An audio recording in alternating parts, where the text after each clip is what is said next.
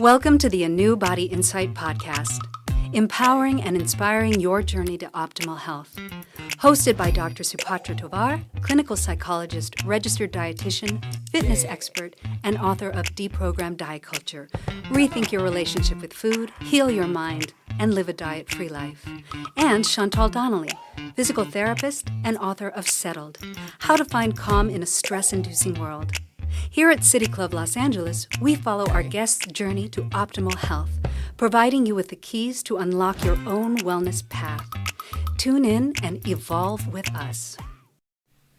Welcome back to the ANEW Insight podcast. We are here again at City Club LA, and we're excited because we are doing the second half of our interview with Fiona Loomis. She is a dancer, choreographer, and dance teacher at USC. Really excited to hear more about her journey into a dance career that was really amazing and continues to be amazing. Yes. So you made your transition away from dance and into teaching. And we want to know, I'm sure it wasn't just pregnancy because you danced through your pregnancy, but what made you retire? What brought you into teaching, and how has that enhanced your life?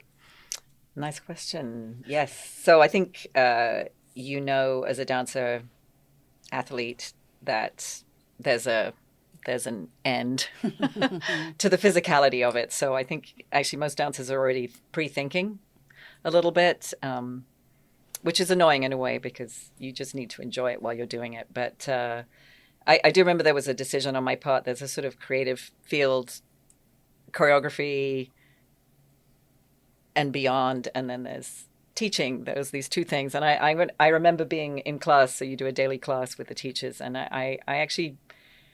I found the teachers that we had, I felt that they enjoyed us as humans and were really some lovely people. I like them. And I also had Glenn, my husband beforehand, was trying different things, but was also turned to teaching. So I used to visit him.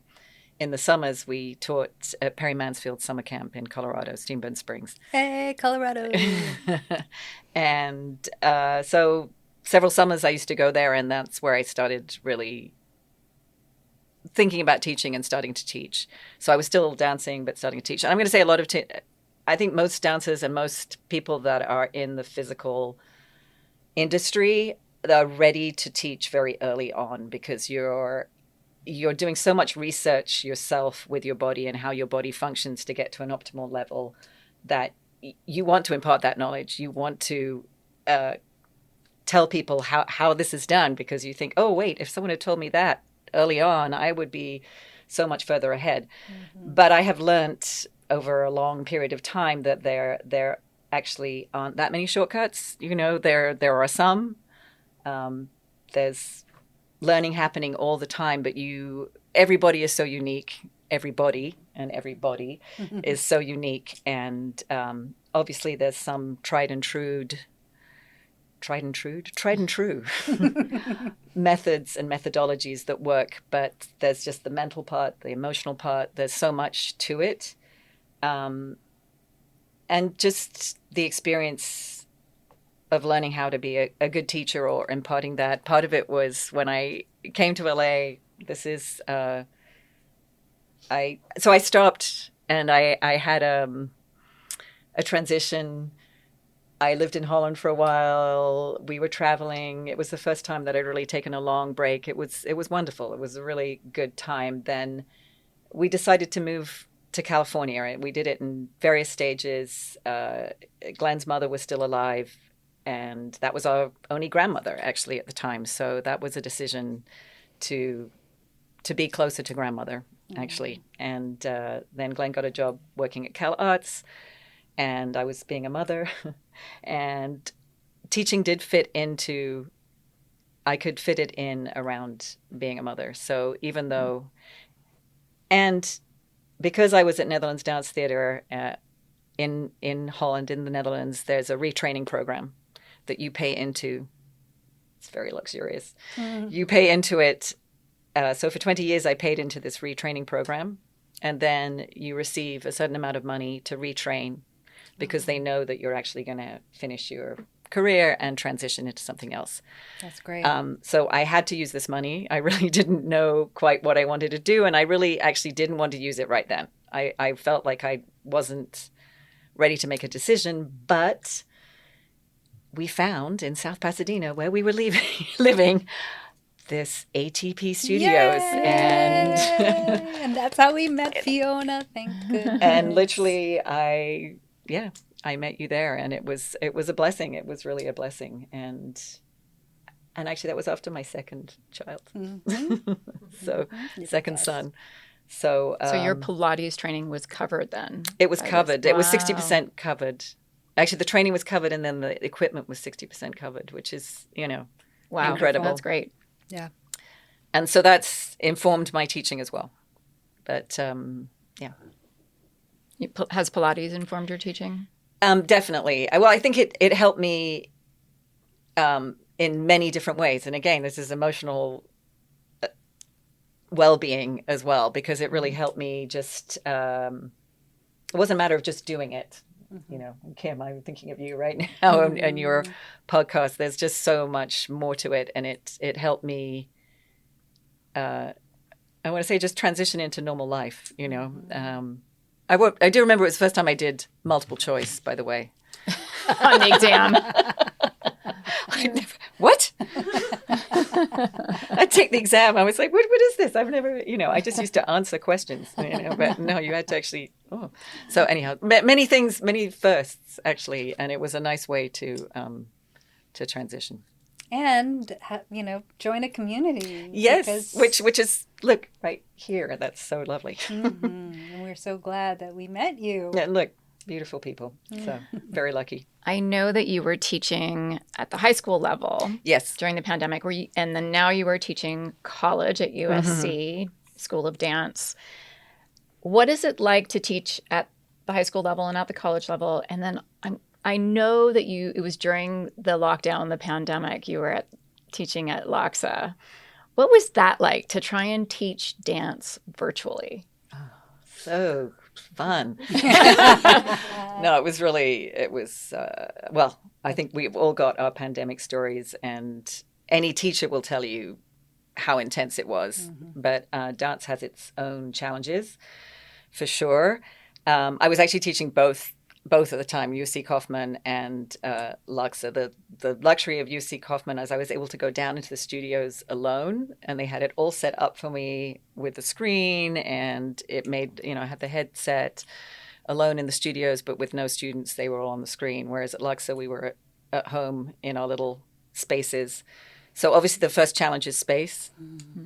And the biggest thing is musicality. That's one of the sublime things of teaching is you come into a room and you sync everybody with music, and obviously on Zoom everybody's hearing it at a different rate. Oh my God! And so you're watching little boxes of people not in sync, and that is painful for a very dancer. Painful. But we pivoted quickly. Everybody did. I mean, really, we didn't miss a beat. LACSA, we didn't take a day off. We just went on Zoom. So everybody was inventing it as they went along, and I think we all, we just found our way. It certainly wasn't perfect. I think one of the biggest challenges was normally a studio is, it's not, well, hopefully it's, at its best, it's a safe space and it's a neutral space. And, we were always told you leave your troubles at the door and you come in and you're a blank canvas and you absorb all the information and then you go out to your normal life, right? But suddenly in Zoom, that everybody was in their own personal space. They weren't escaping from their personal space, which we all know. But for dance, some people had to dance on carpet. Some people had to dance outside on the concrete. You were making accommodations for everybody differently. I was doing therapy in a camp chair. There you go. That sounds no good. Chair. Yeah, but I didn't have an actual chair. And I was like, this is temporary. Yeah. A month goes by. I was like, I can't sit in this camp chair anymore. This is horrible. So I can only imagine what it would have been like with dancing. It was just exactly that it was long. We all thought, 2 weeks, a month, and then you kept going. And I had children at home and, wasn't taking care of things there. And I think we were all stretched, but I was grateful that I did have my family and we were safe, when I knew there was other challenges happening in these little boxes. Mm-hmm. So again, the mental health and well-being, that became a real focus. Mm-hmm. But I'm not a trained professional in that. So were you dealing a lot with the students, their mental health? Yeah, we had to learn, and the aftermath, I think, which comes into when I was interim chair. I mean, we're still dealing with that, right? That's still huge. I mean, at least it woke up systems that needed to be woken up anyhow. So I don't think there's some good things that came out of but I felt like we didn't take a pause, and then we went straight back to normal, and there are some things that need to be cleared up, and we're trying to do better, but we're in the middle of doing it as we're trying to do it better. Yeah, and I think when you're working with artists too, you're working with very sensitive kids. High school sucks regardless of you're an artist or not. So it was just a really hard time for those, particularly for the artist kids. Yeah, and it was a challenge. I mean, I learned things from it as well, so I can't say it was all negative, and I'm still in touch with most of those students, and when I see them, I see the little square that they were in as well. And I just went to see Anna Karenina at the Music Center. And one of my students from USC that was on Zoom in his senior year was dancing in the Joffrey Ballet in a featured role. And so that is a beautiful, finishing off tale, because it was also for dancers the same as, I keep going back to athletes or musicians. It's like suddenly you're not... your trajectory, your professional drive. I mean, I always think of the Olympics that were preparing for the Olympians that were preparing for the next Olympics, and then you have 2 years out of your life where you're either in a good situation where you can train or you're not. Right. So the same for dancers. It's really principal dancers that were about to do their role of a lifetime didn't happen. So it hit the whole of the dance world. So that did bring some good things. Then there are now incredible dance classes online, which didn't happen before. True. You got more of a view into a professional company life, which wasn't there before. So I found things like that quite useful as a teacher. You're going, oh yeah, there's still, strangely enough, they're still doing pliés and tangis in a dance company. It's not. Things have evolved, but there's still that baseline that we're teaching that's happening on the professional life as well. Amazing. When did you start to get involved with the Killian and Van Manen foundations? And just tell us a little bit more about that. You were teaching the repertoire in various institutions. Tell us about that, and tell us, what was rewarding about doing that. So that's really been a gift or a privilege that I can teach this work, because it's obviously work that I did. I just asked them personally if it's okay if I can teach those works, which in the beginning was just a phone call, and they'd be like, yes, now it's a little bit more formalized. There's foundations that you have to go through and make sure that, that they are approving what you're teaching, or you send videos back. When I do it in schools and colleges, it's just a section of their work. If you do it in a company, it's the whole piece, which is very expensive. In schools, they give an educational rate, so that's more doable. I love to do it. The work is really, it's very nice to come into a space and say, we're going to do this amazing piece, and I already know it's going to be a good experience, so that's rewarding for me. Each situation is different. I've just done some professional gigs and in professional companies, and it's different. Each one is Describe like different. Some of the work. Okay, so I just worked with Houston Ballet. They did a piece called Overgrown Path, which Yuri created in 1981, and I danced many roles within that. So it was quite easy for me you have to literally relearn it, and you're learning everybody's part so that you can impart that to them. It takes about 4 weeks to stage a ballet of rehearsals every day. You have to cast it. You have to double cast it, which means there's in Houston Ballet, it's quite a big company. So you have 3 casts actually, because they're constantly rotating works. So everybody's learning everything. It was, you had live accompanist in the room because it's to beautiful music, piano music, Janacek. You're just fully immersed, trying to teach people the steps, but also teach some of the story behind it, giving them little anecdotes of when it was made. And I love the historic part, going back to the original cast, looking at new versions, choosing the right version for the company. So that's exciting work. And I do the same work with schools, just it's a smaller section I'm working on. So, yeah. Amazing. If you had a really good friend who had a young preteen child who wanted to become a professional dancer, was looking for a career in dance, would you try to talk them out of it? Would you try to talk them into it? Are there pros and cons of the becoming a professional dancer that you would guide them? Yeah. No, I wouldn't talk them out of it. I just think like anything, I think, you try everything, hopefully, if you have the opportunity to as a child. And I, would like to talk about more accessibility for more people to do the arts. That would be wonderful. That was an even playing field and everybody could try. So there's that part of it. And if you love something or your child loves to do it, then you just encourage. I mean, I hope I did that as a parent. And you just are constantly... guiding. I was lucky. My mom, I did have a sister who was in it and did give me advice, but my mother just loved me, So that was the best dance mom of the world, So I wasn't, I was encouraged. So I think encouraged, but like I said, I didn't necessarily, I think be realistic. You know that a professional ballet dancer, I don't know the statistics, but how many there are, how many places there are. It's a difficult profession, but so is being a concert pianist, so is being a professional soccer player, so is being anything, really. It's difficult. So I think you have to be realistic. You do the research. You find a place where you can train well. You're getting good advice. You're always researching, but any parent is doing that for anything, really. Right. So I wouldn't talk them out of it, but I wouldn't... over embellish or just there's no, it's so individual. I mean, I think there were better dancers than me growing up, but maybe their life took a different turn. They weren't able to focus as much, or there's just different reasons why it worked out for me. So but I would like to think that along the path there's a lot of joy if it's taught well.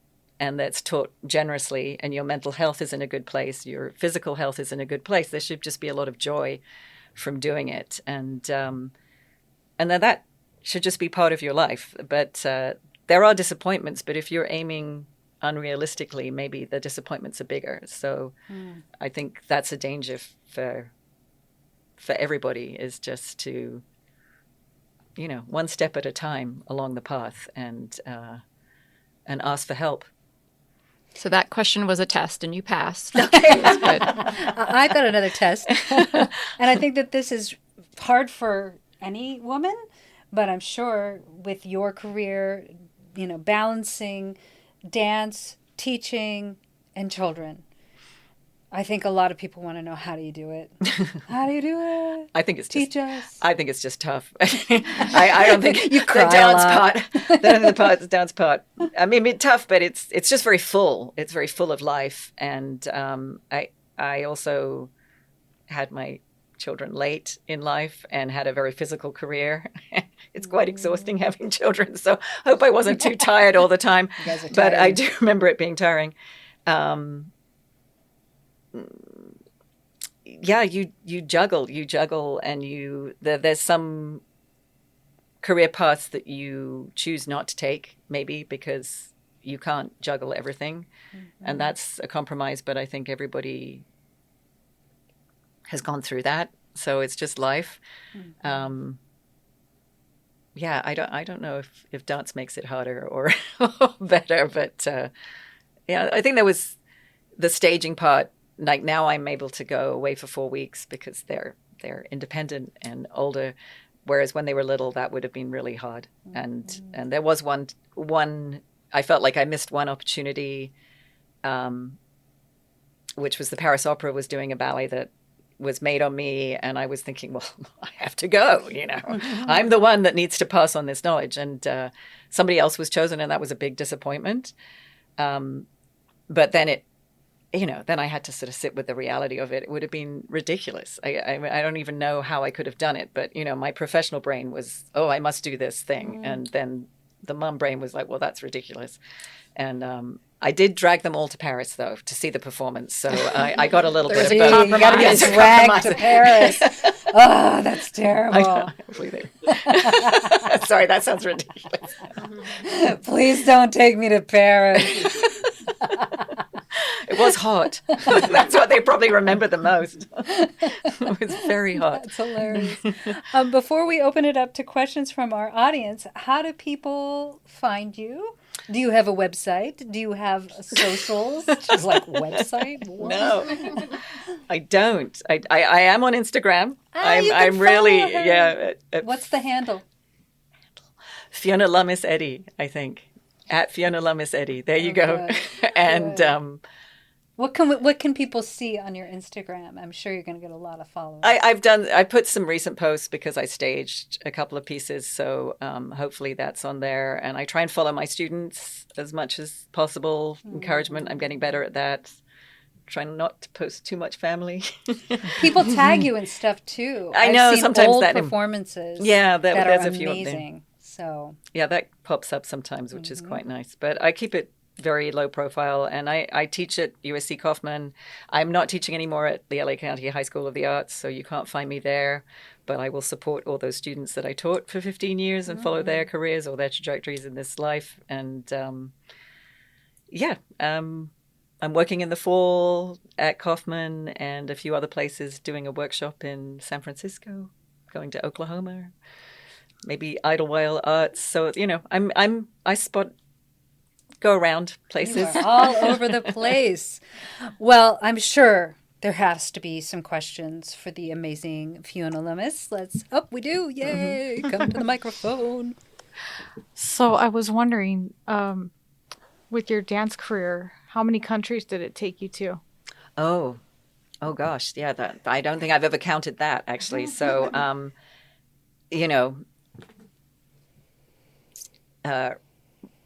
Russia, was it Russia or Soviet Union? It was just that it was changing. Okay, that's sorry, that's probably not right. Japan, Hong Kong, Taiwan, Korea, a lot of Europe, Paris, London. Finally, not too much in London. It would have been nice to have done a little bit more in England, but Paris. Mm-hmm. You came here too, Germany. right? Oh, LA, yes.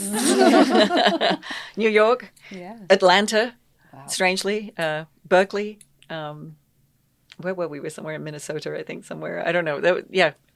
A lot of Holland, a lot of Germany, because we could drive in the bus there. Spain, Italy, France. Didn't really do China or India. Australia, didn't do New Zealand. So lots of places. Wow. Yeah. Amazing. Who else? Come on down. Anybody from the audience? Yes. I was wondering, what was one of your favorite ballets to dance or favorite roles and why? And did it maybe relate to something that was going on in your life at the time or why it stood out? Oh, thank you. That's a nice question. Well, there's a lot. I mean, it was very nice to be created on so that you have a personal relationship with that working time. So actually, because I just staged Overgrown Path, I really want to say that is one of my favorites. It's a very feminine piece, which works for me. It is about profound sadness, which I don't know resonates for me too. I feel a very happy person, but I can really understand sort of loss and sadness. So that I find it a beautiful piece to dance. And I watched the original cast. So I want to say that was very important to me when I came to the company. There's these wonderful dancers that were before me that I could watch and emulate and be moved by. And the dancer that danced the role that I finally did was Alida Chase, who was just an exquisite artist. So when I watched, she moved me to tears. So when I got to dance that role, I felt like I was honoring that. So that I can say I feel deeply. And you're very attached to it. You're very attached to that because you put your whole body and soul into that moment. But it doesn't belong to me, if that makes sense. Even if I created it, it belongs to, it's the choreographer's choreography. But I love when I stage pieces to honor the original cast because so much of them is in the piece. Yuri didn't make the pieces on his body. He really made it on the dancers that were there in the room. So original cast for me is really important, even though I saw wonderful interpretations from other people that came after. So I could go down the list, actually, but that one's the one that comes to mind right now. Yeah. Wow. Looks like we have another question coming up. Yay! We love audience questions. We do. I guess my question as an independent creative going after the journey that might not be so normal, you know, you're kind of talking about normal or whatever that idea of normalcy is. What would your advice be to a younger, you know, woman going after just a creative path, a creative, you know, for me, I'm a musician, but, you know, I think all this different art is simultaneously one in some way, going after something that might not be praised in the society until there's like some crazy amount of success or whatever it is. And so what would your advice be to a younger woman kind of in the thick of all the unknown? Wow. Well, there's a lot of advice, but I think number one is finding your joy in it. Things that I said, checking your mental health around it, control your social media. Don't use that as a mirror too much. Really pursue excellence. Find people who will help you with excellence, because that will keep you going. I think, because the rest can be on a whim. I mean, there's so much luck involved. There's so many connections. And ask advice, ask for help, keep your friends close. All the good things about life, I think, really are. But pursuing excellence in, you know, if you're a singer, a musician, in your voice, in your instrument, I think you can never really go wrong with that pursuit, as long as that you're not so critical that you're going to damage yourself with it. That's also an over-focus that I think can be dangerous. But I think if you can find the joy in pursuing excellence in something, that's just food, you know. And then keeping a balance of life as you're pursuing it is really important to stay healthy, you know, that you eat well, you live well, you enjoy your friends, but you also find time for yourself so that you can pursue the excellence. Very good. There you go. Well, thank you. Yes. And good luck. Good luck. you. Yes. Just Very enjoy the ride. Yeah. Oh, it looks like we have another question here. Last question coming up. Hi. Hi. I haven't seen your face. I've been in the corner. I wanted to first commend a lot of what you said about being a mother and being a creative and how you like to extend the space for that for your children. I think that that's something I was blessed to have in my parents and creating the space for my creativity, but also being real with me about it. I feel like I've been set up better than maybe people who didn't have that same privilege to have that from their parents. So I commend that approach to it and Thank you. allowing the space for it, because it is an ambitious track to take sometimes and it's not always clear. But my question was about, like you're saying, like with dancers and with artists and athletes and things, we do have a bit of a shelf life and we do become aware of that as we take this career on. And sometimes it's overwhelming to think about, okay, well, if my career doesn't look exactly like it has been, like you were working with companies and performing, how does it look and how do you accept that transition? And so, yeah, I guess like what was it like for you to go into that transition and what was the like mourning of being a dancer and becoming a teacher and just like how was that journey for you? Yeah, excellent question, because it is a big transition, and I love helping people, or I'm excited when people are making that transition now, if I can help them in any way, because it took me some years, really, you know, and you know, it's a learning curve of life, right? But I don't know if you I just watched Federer. Did anybody see? It's I haven't seen that yet. It's about his last 12 days and being a tennis player, but what an amazing tennis player. And then he lasted till 41, I think, had to deal with injuries at the end of his life. And it's a very emotional video about building up to this moment of stopping. And I'm not going to compare myself to Federer, but at all. But moments like that really resonate of people that have to make a big transition. I think everybody in life makes a transition at one point, right? Whether it's career transitions, you know, motherhood is a big one for a lot of people. Fatherhood is a big one. You know, just life, losing ones you love. There's just these big transitions in your life that happen. And so, but there is this marker. And I think it's essential to make sure you have the support around you, which I was blessed to have, and take your time and tread carefully with yourself, because I did remember thinking I had to do something more than this career. And then I realized, well, that's stupid. Because you're setting yourself up again for failure. You know, you're setting yourself up for this sort of, well, it has to be even better and more glorious. And what is more glorious? You know, so celebrating what you have achieved the whole time as you go along, I think is really essential. Finally listening to some compliments so that you can kind of store them away for a rainy day, literally. I mean, it's really important, because of course you can go down that hole of that it's all desperate and nobody appreciates me. But I think that's such a human thing. And that's one of the, you know, to go back to the COVID and pandemic and suffering all that together was it was painful, but it was quite good in some way, because I think we realized that there's really just so much support needed to just get through life.